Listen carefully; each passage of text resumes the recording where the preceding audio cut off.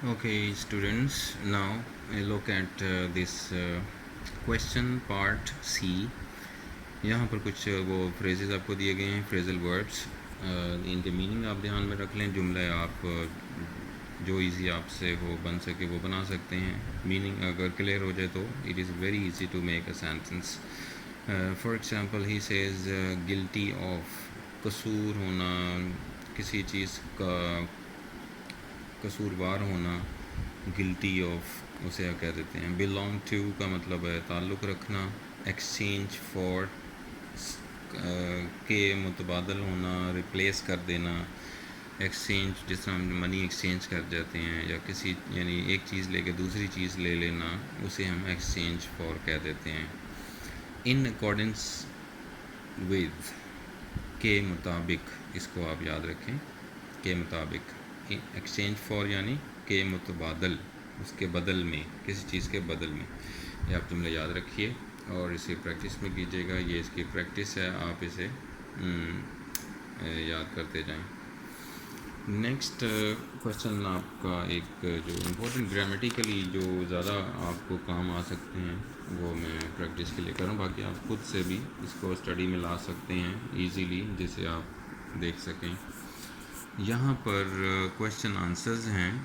ये आपके नोट्स जो अवेलेबल है आपके पास, नोट्स, वहाँ से आप ये क्वेश्चन आंसर्स याद कीजिए और उसकी समरी को आप बार बार सुन लें और क्वेश्चन आंसर याद हो जाएंगे थोड़ा सा, क्योंकि इसका लेसन का ग्रास्प करना, उसको समझ जाना, ये ज़रूरी होता है. तो लेसन अगर समझ जाएंगे तो आपको ये क्वेश्चन आंसर भी आसान हो जाएंगे. ज़रा मफ़हूम समझ आ जाएगा या ये सवाल समझ आ जाएगा पूछ क्या रहे हैं सवालात में. तो उस लेवल पे आपने समरी को प्रैक्टिस में रखना है, ध्यान से याद करना है. नेक्स्ट, अगर आप ग्रामर का पोर्शन अगर आप इसको देखें, ये आपको ग्रामर का पोर्शन दिया गया है बुक के एक्सरसाइज में. कॉन्क्रीट नाउन और एब्स्ट्रैक्ट नाउन. कॉन्क्रीट नाउन ऐसे नाउन को कह देते हैं जो अपना वज़न रखता है या जो ठोस होता है, वो जिसका वजूद होता है, जिसको हम टच कर सकते हैं, उस सेंस में ये कॉन्क्रीट नाउन आ जाता है. जैसे कि यहाँ मिसाल दी जा रही है, the revenge of the father can not be taken on his son.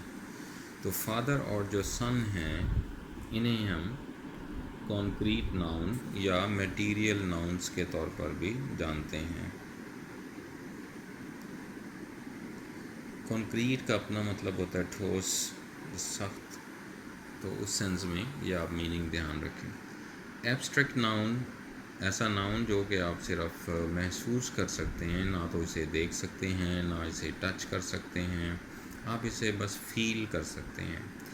जैसा कि ही decided there cases with equity and justice. तो ये अंडरलाइन वर्ड जो हैं इक्विटी और जस्टिस, यहाँ पर इशारा कर रहे हैं एब्स्ट्रैक्ट नाउन का, क्योंकि इंसाफ एक लफ्ज़ जो है, इसको ना तो आप टच कर सकते हैं ना तो आप इसे बगौर देख सकते हैं. जिस तरह आप किसी टेबल को देख सकते हैं, जिस तरह किताब आपको नज़र आ जाती है कमरे में रखी हुई, किताब कमरे में रखी हुई कुर्सी या चेयर आपको नज़र आ रही होती है. लेकिन अब इंसाफ आपको अगर कहा जाए कमरे में इंसाफ कहाँ है, तो आप ये नहीं कह सकते कि ये बैठा है इंसाफ. तो लाइक दैट इसीलिए इसको कहा जाता है, हम इसे महसूस कर सकते हैं, हम इसे ना तो देख सकते हैं ना टच कर सकते हैं, छू भी नहीं सकते. लाइक दैट इसकी डेफिनेशन में इस तरह इसको बयान किया जाता है. तो आप ये दोनों डेफिनेशन ध्यान में रखें और नीचे दी गई इस प्रैक्टिस को आप करें और इसको में देखें ये कौन कौन से नाउन्स हैं. ये आपके लेसन में जो दिए गए हैं अंडरलाइन वर्ड्स, इन दोनों डेफिनेशंस की बुनियाद पर आप ये प्रैक्टिस कीजिएगा. यहाँ पर और कुछ भी एक्सरसाइजेज़ हैं जो आपके नॉर्मली उसमें आ जाती हैं. तो जैसा कि ये एक नाउन फ्रेज़ आपने याद रखना है, ये चीज़ नाउन फ्रेज़ ये बहुत इंपॉर्टेंट है, एग्ज़ाम में अक्सर MCQs में आ जाते हैं. ये noun phrase noun phrase is a group of words that does the work of a noun. यानी एक अल्फाज का ऐसा मजमुआ, 2 3 4 अल्फाज जुड़कर मिलकर वो एक नाउन के तौर पर काम कर रहे होते हैं, उसे हम कह देते हैं नाउन फ्रेज़ है. ये A noun phrase is a group of words that does the work of a noun.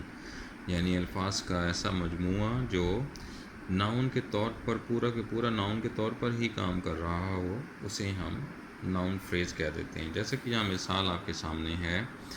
As a young trader he earned the good reputation of being an honest fair and just business man.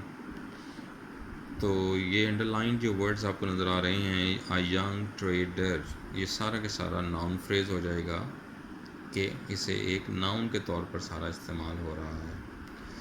اور اسی طریقے سے an honest fair and just businessman, یہ سارا noun freeze بن جائے گا جو کہ استعمال کیا جا رہا ہے ناؤن کے طور پر. اسی طریقے جو آپ اس بک میں جب آپ آئیے گا، یہاں پریکٹس کے طور پر آپ دیکھیں، آپ اس کو دھیان میں رکھیے. یہاں پر آپ پریکٹس کیجئے. انڈر لائن ناؤن فریزز دیکھیں کہاں ہیں. This is an old fashioned hat. تو یہاں انڈر لائن آپ کر سکتے ہیں این اولڈ فیشنڈ ہیٹ کو ناؤن کے طور پر، ناؤن فریز کے طور پر. We discovered Fahad's plans. Fahad's plans, اس کو آپ ناؤن فریز کے طور پر انڈر لائن کریں. A rolling stone gathers no mass. موس ویسے ہوتا ہے ایک لفظ، تو یہاں میس لکھا ہوا ہے. اینی وے آپ چیک کر لیں. یہ A rolling stone، یہاں پر A rolling stone یہ آپ کا ناؤن فریز ہو جائے گا. The recent flood caused heavy damage. Heavy damage اور the recent flood، اس طرح کے جو ڈسکرپشنس آ جاتے ہیں ان کو آپ ایزیلی کلیئر کر سکتے ہیں. تو ریسنٹ فلڈ اور ہیوی ڈیمیج، ان دونوں کو آپ ناؤن فریز کے طور پر کلیئر کر سکتے ہیں. An oral presentation can be interesting.